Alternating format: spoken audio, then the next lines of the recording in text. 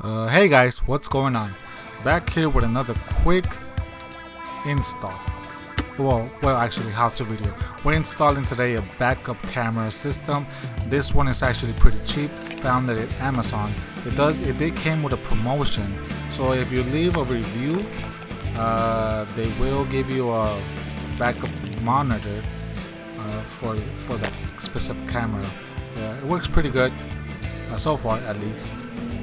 But anyways, you have two ways to run this thing. You have either you run the wire from using the left lamp or the right lamp. I usually use the left lamp to run the wires from, to connect the wires. It's really up to you which one you want to use. In order to remove the tail light, you have this unscrewing thingies, and for some cars is that, for some other cars it has a Phillips screw on it or bolts. But you are gonna need a 12-volt tester to test the positive from the lamp. So this one, when you do this one, you need to make sure when you connect your negative, there is no pain, because you will not get no signal out of it if there's pain on it. I hooked it up to a bolt. There was no pain on it. Anyways, see, this is the lamp on it.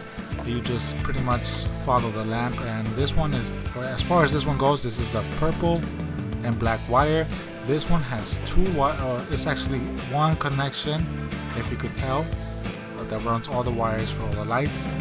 You see two black and purple wires. One is for the left lamp, the other one is for the right lamp. You could use either or, but both of them are the same color, black and white. This is a 2004 Dodge Stratus, not black and white, sorry, purple and black. Anyways, once you find out which one is the lamp wire, you take your tester and test it out. Make sure that's a positive. Make sure which one is a positive. In this case, purple and black is a positive. That's where you are going to connect your red wire.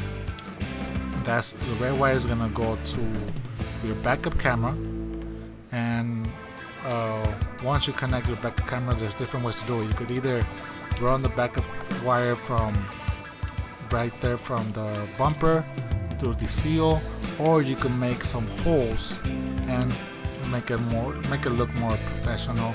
Either way, depending on your car. This is an old car.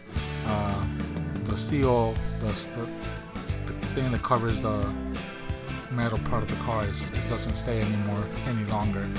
So yeah, but pretty simple stuff, not complicated at all. Anywho, this is the video cable. So that video cable has a red wire. That one you do connect it to as well to the red wire that goes to the camera, and that one goes all the way straight to your monitor. Either your monitor, or if you have a double DIN, it'll go to the purple wire in your double DIN, or depending which color it is that says backup camera. That'll trigger your monitor to turn on. It's just pretty much like an on switch, because as soon as you hit the reverse, it'll power up the backup camera, send power to the monitor if you're using a monitor, or send a signal, same thing, to your double DIN, which will trigger it to switch to the backup camera mode. But running the wire is pretty simple. You just run it all through the side. Not complicated at all. You do not need to remove any trimming because it's so thin. Now here it is. Since I'm using a monitor, I'm just hooking it up directly to the monitor, red with red. The black one, which is ground, goes to any metal part of the vehicle, or if you know the ground from the stereo, you can use the ground from the stereo, same thing. That's really up to you. But pretty much that's it. Very simple stuff, not complicated at all.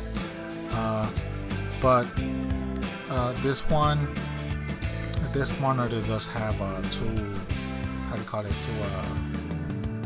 two AV connections, so you could hook up a backup camera and another backup camera, but the backup camera you could put it in the front. It's really up to you how you want to do things.